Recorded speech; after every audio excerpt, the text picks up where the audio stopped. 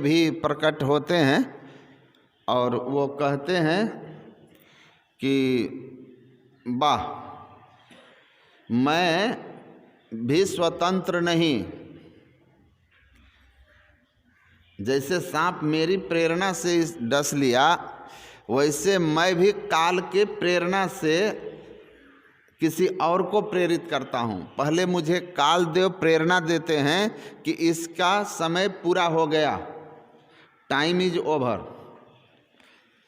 तब फिर मैं उसको मारने के तरीके तय करके आगे की व्यवस्था कर देता हूँ। तो मैं भी इसके मृत्यु के लिए कोई रिस्पॉन्सिबल नहीं हूँ, जिम्मेवार नहीं हूँ। इस बालक की जो असमय मृत्यु हुई है, 10 वर्ष की उम्र में मृत्यु हो गई, इसके लिए जिम्मेवार कालदेव हैं। तो वहाँ कालदेव भी आ जाते हैं। कहानी है, कबूतर आएगा जाल बिछाएगा में, न कोई ऋषि थे न कोई कबूतर था, सुने हैं ना। लेकिन वो जाल बिछाया, दाना डाला, तो सब कबूतर कहते थे कबूतर आएगा जाल बिछाएगा दाना डालेगा, लोभ से फंसना मत। और एक एक करके सब उसमें फंस रहे थे। तो पंचतंत्र की ये कथा बच्चों को शिक्षा देने के लिए है कि ऐसा आपको नहीं बनना है। आप जो कथा सुनते हैं, कथा के संदेश को अपने जीवन में उतार लीजिए, उस कबूतर की तरह न बनिए। उसी तरह ये कथा है। अब कालदेव प्रकट हुए या नहीं हुए, लेकिन कथा में है कालदेव आए, और कथा के माध्यम से वेदव्यास जी महाराज ने जो संदेश दिया है, उस संदेश में कहीं कोई त्रुटि नहीं है। वो 100% 100% सत्य है। इसीलिए कहानियों का उद्देश्य होता है गंभीर बातों को सरल ढंग से समझाना, ताकि हमारे मन मस्तिष्क में वह बात अट जाए और हम उसको अपने जीवन में उतार लें और ऐसी कोई भूल ना करें जिसका परिणाम हमको भोगना पड़े। तो कालदेव आए और उन्होंने कहा कि अरे अरे, सब मिलकर के तुम लोगों ने मुझे ही इस बच्चे के मृत्यु का कारण ठहरा दिया। मैं क्या इतना निर्दयी हूँ कि किसी विधवा ब्राह्मणी के एकलौते सहारे को मार दूं, छीन लूं? इसमें मैं भी जिम्मेवार नहीं हूँ। तो फिर जिम्मेवार कौन है कि 10 साल में ही मर गया? तो कालदेव ने कहा, वयम नाहम नावै मृत्युर सर्पो न तथा भवान न च ब्राह्मणी वृद्धा शिशुरेवात्र कारणम। कहा, न मैं, न मृत्यु देव, न सांप, न विधवा ब्राह्मणी, न और कोई। इस बालक के अल्प अवस्था में मृत्यु का एकमात्र कारण शिशु रेवात्र कारणम, यह शिशु ही है। इससे ही पूर्व में ऐसे कर्म हुए हैं जिस कर्म का फल इसको मनुष्य शरीर में आकर अल्पावस्था में ही मृत्यु के मुंह में जाना पड़ा है। तो हमारे कर्म के लिए हम जिम्मेवार होते हैं। आप इस ज्ञान को हम लोग ठीक से समझ लें। हमें श्रेष्ठ अवस्था की ओर जानी है। एक है नरक का मार्ग, पाप का रास्ता, ये नेचुरल है। हमारे मन के अंदर जो जन्म जन्मांतर के विषयों के भोगों के संस्कार हैं, वो बिल्कुल ही हमको विषय की ओर खींचते हैं, और परिणाम होता है सब विषय पसारा भव की जारा या में नहीं आराम। मृगवार सब ही प्रपंचन, विषय सब दुख रूप हैं। विषाद विषम किम विषय समस्तः, विष से भी बढ़कर के विष क्या है? विषय है। पूज्यपाद महर्षि संत सेवी जी महाराज कहते थे कि विषय, विष के ऊपर य का ढक्कन लग जाने के कारण विष दिखाई नहीं देता,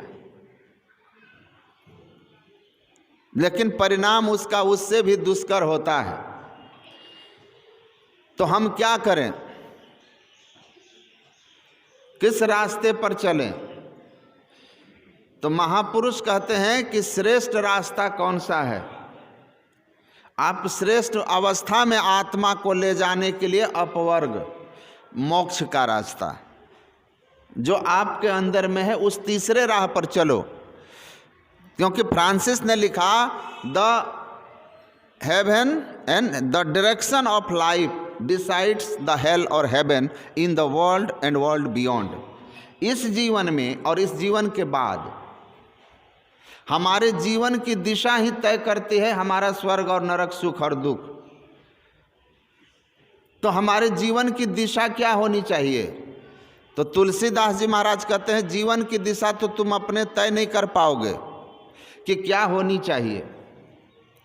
अगर खुद ही हम कर लेते तो स्कूल नहीं होते, कॉलेज नहीं होते, और ना ही इस दुनिया में गुरु की कोई महिमा होती। तो कौन होते हैं? कहते हैं सदगुरु, जे ही मार्ग श्रुत साध लखावे, अते ही मग चलत सबे सुख पावे। जो रास्ता सदग्रंथ और संत बताते हैं, तो संत और सदग्रंथ कौन सा रास्ता बताते हैं? संत यही कहते हैं, सदग्रंथ यही कहते हैं कि निज सूरत को इनसे हटा, किन से? विषयों से हटाकर किधर लगाना चाहिए? प्रभु में लगाना चाहिए। परमात्मा की भक्ति करो। आपने सुना कि देह धरे कर यही फल भाई, भजिए राम सब काम भी है। तो ईश्वर की भक्ति, बैठ जाओ, आप दोनों बैठ जाओ। ईश्वर की भक्ति सबसे श्रेष्ठ है। यह श्रेष्ठ मार्ग है, यह श्रेष्ठ दिशा है हमारे जीवन की। उधर हमको चलना है, और ये भक्ति सद्गुरु से सीखनी है, संत से सीखनी है, और तब उस पर चलेंगे तो धीरे धीरे हमारे संस्कार बनने लगेंगे। जब हमारा संस्कार तमोगुणी संस्कार, रजोगुणी संस्कार स्वाभाविक रूप से विषय की ओर होता है, जिसमें पाप और पुण्य का कोई चिंतन भी नहीं होता। लेकिन जब सात्विक संस्कार हो जाता है तो पाप और पुण्य के भेद को हम ठीक ठीक विवेक दृष्टि से देखते हैं, और पाप को छोड़ करके पुण्य को पकड़ते हैं, सत्कर्म को पकड़ते हैं। तो सत्संग सुनना और सुनना और जप ध्यान करना, ये जरूरी है संस्कार के सात्विक होने के लिए। तो सत्संग नित और ध्यान नित रहिए, करत संलग्न हो। इसको आप नियम से करते रहेंगे तो आपकी मनोवृत्ति पाप कर्म की ओर नहीं जाएगा, और तब ध्यान करने में आप सफलता प्राप्त करेंगे। तो जो श्रेष्ठ मार्ग है, जो मोक्ष का मार्ग है, जो हमारे अंदर में है, साधन धाम मोक्ष कर द्वारा, उस दशम द्वार में हम प्रवेश करने में सफल हो जाएंगे। और उसमें प्रवेश कर जाएंगे तो अभी जो हमारे अंदर में आकर्षण विषय का है, भगवान कृष्ण से अर्जुन ने कहा कि हे केशव, पाप क्या है, पुण्य क्या है, मनुष्य को क्या करना चाहिए, क्या नहीं करना चाहिए। जो ज्ञान आप हमको दे रहे हैं, ये ज्ञान हमको है, अब बहुत लोगों को है, लेकिन फिर भी न चाहते हुए कि पाप गलत है, इसका परिणाम गलत है। पाप का फल आपने सुना कि नरक है, काहू न को सुख दुख कर दाता, निष्कृत कर्म भोग सुनु भ्राता। तो अगर हम मन से, वचन से या इंद्रियों के द्वारा, तन से कोई भी अपकर्म करते हैं तो उसका फल हमको पाप के रूप में, दुख के रूप में, कष्ट के रूप में, रोग के रूप में, धनाभाव के रूप में, अपमान के रूप में, मरने के बाद नरक और नीच योनि के रूप में भोगना पड़ता है, यहाँ और वहाँ। तो इन सब को जानते हुए भी हमसे, मनुष्य से पाप क्यों होता है? तो भगवान कृष्ण ने कहा, काम एषा क्रोध एषा रजोगुण समुद्भवम महासनो महापापमा विद्ध एनमिह वैरिणम। कहा, इस पाप और पुण्य के ज्ञान को रखने वाले विद्वान, उनका बैरी कौन है? विद्वान का, जिसको ज्ञान है पाप पुण्य का, फिर भी पाप कर दे रहा है। रजोगुण से उत्पन्न होने वाले काम क्रोधादि विकार, और ये विकार की प्रबलता रहती है हमारे अंदर। जब काम क्रोध होगा, जब हम रजोगुण में होंगे, तमोगुण में होंगे, तो हमारे अंदर काम क्रोध आएगा ही, निद्रा आलस भय होगा ही। और ये ऐसे हैं कि कहते हैं विद्वानों के वैरी हैं, उनके ज्ञान को खा जाता है, और न चाहकर सब कुछ जानते हुए भी उनसे वैसे कर्म हो जाते हैं जिसका परिणाम उनको लोक और परलोक दोनों जगह दुख के रूप में भोगना पड़ता है। तो इस जो दो गुण हैं, रजोगुण तमोगुण, इन गुणों से ऊपर उठना होगा।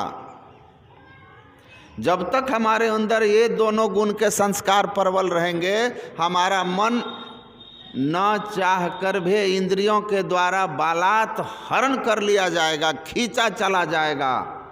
इंद्रिया बीसमा चौरा हरंति चीर संचित धर्म। कहते हैं ये इंद्रियां ऐसी चोर है, जब ये गुण का उत्कर्ष इसमें हो जाता है, रजोगुण तमोगुण का जब चित्त में उत्कर्ष हो जाता है, उस उत्कर्ष में इंद्रियां इतनी प्रबल होती हैं कि वह मन को खींच करके पाप कर्म में लगा करके इस देव दुर्लभ मनुष्य शरीर रूपी धर्म को हमसे छीन करके 84 लाख जोनियों के चक्कर में भेज देती है। इसीलिए सुधार कहाँ होना चाहिए? जड़ में। गुणों को परिवर्तन करो चित्त से, चित्त से उस तमोगुण रजोगुण को खत्म करने के लिए, सात्विक करने के लिए आपको नित्य नियमित श्रेष्ठ कर्म की ओर चलना होगा, और उसके लिए नियमित सत्संग, नियमित ध्यान करना होगा, और अपने आप को पाप कर्म से बचा के चलना होगा। चलते हुए आप गिर भी जाएंगे, क्योंकि स्वाभाविक है, लेकिन मार्ग चलते जो गिरे ताका नाही दोष, कह कबीर बैठा रहे तासिर कर्रा कोस। जो उठता है खड़ा